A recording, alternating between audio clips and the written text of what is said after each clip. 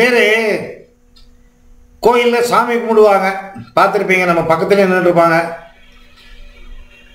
நாமளும் அதே தான். நாம் ஒரு மாதிரி பைத்தியம்னா மற்றவங்க வேறு மாதிரி பைத்தியம். அவன் மற்றவன் அக்கப்பக்கத்தில் இருக்கிற பார்க்குறானே, நம்ம பர்சனல் விஷயம்லாம் தெரிஞ்சிடுமே, கடவுள்கிட்ட ப்ரே பண்ணால் எல்லாம் தெரிஞ்சிடுமேன்னு மனசுக்குள்ளேயே கொலன்னு பேசிப்போம் உள்ள. ஆனால் இங்கே பக்கத்தில் நிற்கிறவன், அப்பா என் பொண்டாட்டி எப்படியாவது சரி பண்ணிவிடப்பா, கோபத்தை அடிக்கிறப்பா, என் பையனுக்கு ஸ்கூலுக்கு சீட்டு கிடைக்கிறதுக்கு வழி பண்ணப்பா, எப்படியாவது பணத்தை கொடு, வாயிலே பேசுவான். சில பேர் திட்டுவான், நீ எல்லாம் சாமியா, செருப்பு எடுத்து அடித்தா கூட பொருந்தும், எவ்வளோ கட்டத்தை கொடுத்துட்டேன், எனக்கு தாரதாரியாக கண்ணில் தண்ணி வருது தெரியுமா, நான் எவ்வளோ அழறேன் தெரியுமா அப்படிமா. சாமிக்கிட்ட பேசுவான். என்னடா அது சிலை, அதுக்கிட்ட போய் அழறானே. ராமகிருஷ்ண பரமஹம்சர் எதிரில் உட்காந்துட்டு பேசுவாராம். காளி என் முன்னாடி காளி தெரியுறா, என்ன குருவே பைத்தியமா உங்களுக்கு, என்ன காளி என்கிட்ட உட்காந்துட்டு என்ன என் பேச்சை கேட்குறா, சிரிக்கிறா, என் கூட பேசுறா, என்ன அற்புதமான அனுபவம் தெரியுமா அப்படின்பாலாம்.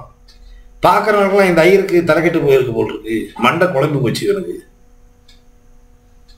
இதுதான் சயின்டிஃபிக்கா cognitive behavioural therapy. an immediate instant solution to stop your negative thoughts.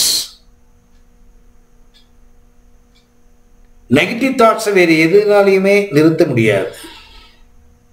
அப்ப காக்னிட்டிவ் பிஹேவியரல் தெரப்பியினுடைய ரகசியம் என்ன அப்படின்னு கேட்டீங்கன்னா, என்ன நெகட்டிவ் தாட் வருது அதுக்கு எதிர்மறையான நேர்மறை எண்ணங்களை சொல்லுவது.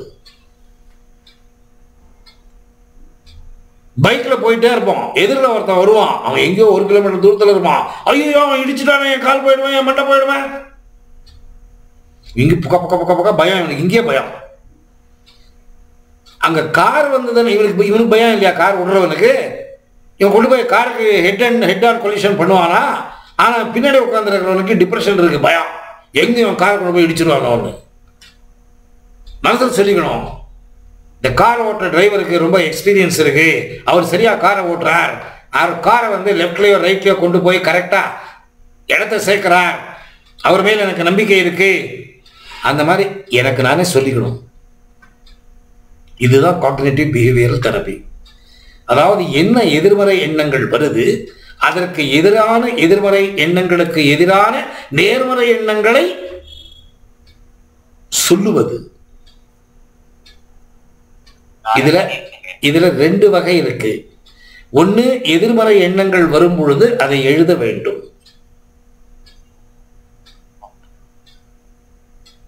உங்களுக்கு கிரியேட்டிவிட்டி வராது. டிப்ரெஷன் இருக்கிறவங்களுக்கு கிரியேட்டிவிட்டி வராது. கிரியேட்டிவிட்டி இருந்ததுன்னா டிப்ரெஷன் வராது. கிரியேட்டிவிட்டிங்கிறது பாசிட்டிவிட்டி. டிப்ரெஸ்டா இருக்கிறவங்க நெகட்டிவ் ஆயிடுவாங்க. கிரியேட்டிவே வராது அவங்களுக்கு. அதனால இன்ஸ்டன்டா கிரியேட்டிவா பண்ண முடியாது. அதனால என்ன பண்ணணும், என்ன நெகட்டிவ் தாட்ஸ் வருது அதை எழுதணும். 1 2 3 4 5 6 7 8 9 10 அது ஒன்னே வருதோ அல்லது 15 வேற வேற வருதோ, என்ன வருதோ அதை எழுதணும்.